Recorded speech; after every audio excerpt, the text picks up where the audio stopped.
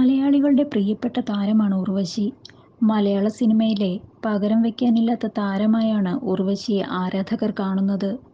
താരത്തിന് ശ്രദ്ധേയമായ ഒട്ടനവധി സിനിമകളുടെ ഭാഗമാകാൻ സാധിച്ചിട്ടുണ്ട്. പുതിയ തലമുറയ്ക്കും പഴയ തലമുറയ്ക്കും ഒരുപോലെ പ്രിയപ്പെട്ട നടിയാണ് ഉർവശി. 80കളിൽ നായികാ നടിയായി തിളങ്ങിയ ഉർവശിക്ക് താരമൂല്യത്തിൽ ഇന്നും കുറവില്ല. 55ാമത്തെ വയസ്സിലും സിനിമാ ലോകത്ത് നിൽക്കാൻ ഉർവശിക്ക് സാധിക്കുന്നു. കരിയറിലെ താരത്തിളക്കത്തിനപ്പുറം വ്യക്തിജീവിതത്തിൽ പല ഘട്ടങ്ങൾ ഉർവശി അഭിമുഖീകരിച്ചിട്ടുണ്ട്. നടിയുടെ ആദ്യ വിവാഹവും വേർപിരിയലും വലിയ തോതിൽ ചർച്ചയായി. നടൻ മനോജ് കെ ജയനാണ് ഉർവശിയുടെ ആദ്യ ഭർത്താവ്. 2000-ൽ വിവാഹിതരായ ഇരുവരും 2008-ൽ വേർപിരിഞ്ഞു.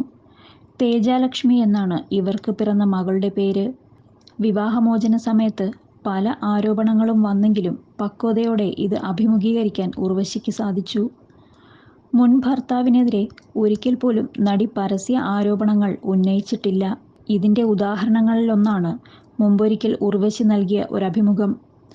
മനോജ് കെ ജയനെ കുറ്റപ്പെടുത്താൻ താൻ തയ്യാറല്ലെന്ന് ഉർവശി അന്നും വ്യക്തമാക്കി.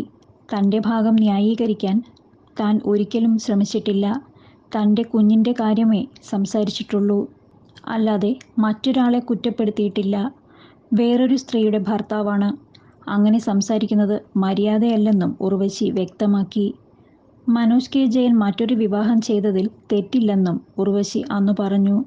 അതൊക്കെ അവരുടെ വ്യക്തിപരമായ കാര്യമാണ്. എപ്പോൾ ഡിവോഴ്സ് ചെയ്തോ അപ്പോൾ മറ്റൊരാളായി മാറിക്കഴിഞ്ഞുവെന്നും ഉർവശി അന്ന് വ്യക്തമാക്കി. തൻ്റെ ജീവിതത്തിലുണ്ടായ പ്രശ്നങ്ങളുടെ 90% ഉത്തരവാദിത്തവും താൻ തന്നെ ഏറ്റെടുക്കുന്നുവെന്നും ഉർവശി പറഞ്ഞു. തനിക്കിഷ്ടപ്പെട്ടു, തനിക്കത് ശരിയെന്ന് തോന്നിയെന്ന് കരുതി ചെയ്തു. അതിലെ ശരികേടുകളൊക്കെ അനുഭവിക്കാൻ ബാധ്യസ്ഥയാണ് താൻ.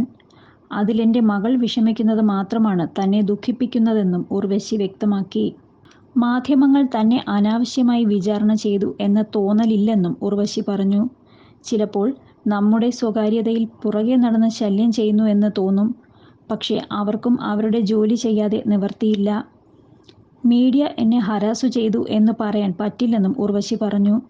അതേസമയം ഔചിത്യമില്ലാതെ ചോദ്യങ്ങൾ ആരോടും ചോദിക്കരുതെന്നും ഉർവശി അന്ന് വ്യക്തമാക്കി. മലയാളത്തിലെ ഒരു സംവിധായകൻ അവശത അനുഭവിക്കുന്ന സമയത്ത് അദ്ദേഹത്തിൻ്റെ ഒരു അഭിമുഖം എടുത്തിരുന്നു. അദ്ദേഹത്തിൻ്റെ പ്രണയവും ആ നടി റൂമിൽ വന്നിട്ടുണ്ടോ എന്നൊക്കെയായിരുന്നു ചോദ്യങ്ങൾ. സ്വന്തം ബോധം പോലും നഷ്ടപ്പെട്ടുകൊണ്ടിരിക്കുന്ന മനുഷ്യനോടാണ് അങ്ങനെ ചോദിക്കുന്നത്. ഇത് കേട്ടുകൊണ്ടിരിക്കുന്ന വ്യക്തികൾക്ക് ഭയങ്കരമായ ഇറിറ്റേറ്റ് ആകും. ആരോട് എപ്പോൾ എന്ത് എന്നതിനെല്ലാം ഒരു കണക്കുണ്ടെന്നും ഉർവശി ചൂണ്ടിക്കാട്ടി.